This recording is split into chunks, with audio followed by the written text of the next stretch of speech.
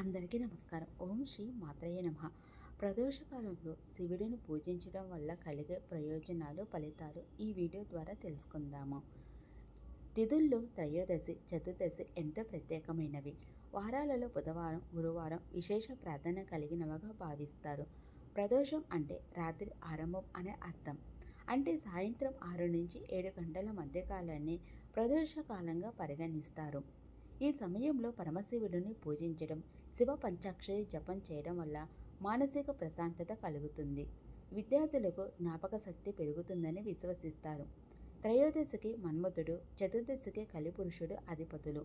వీరిని నియంత్రించగల శక్తి ఒక్క పరమేశ్వరుడికే ఉంది.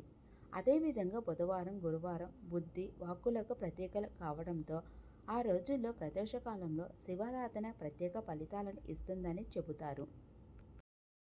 ఓం నమ శివాయ అని ఒక్కసారి స్మరించిన శివుడు కరుణిస్తాడని భక్తులు నమ్ముతారు. భక్తితో సమర్పించిన ఒక పుష్పమే ఆయనకు ప్రీతికరం.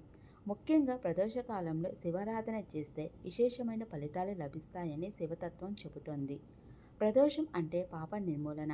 మనం తెలిసి తెలియక చేసిన పాపకర్మలు జీవన ప్రయాణంలో అడ్డంకులుగా మారుతాయి.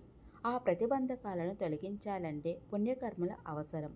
అందుకే ప్రదోషకాలంలో శివుని స్మరించడం ద్వారా మన పాపకర్మల ఫలితాన్ని స్వీకరించి కష్టాలను తొలగిస్తాడని భక్తుల నమ్మకం.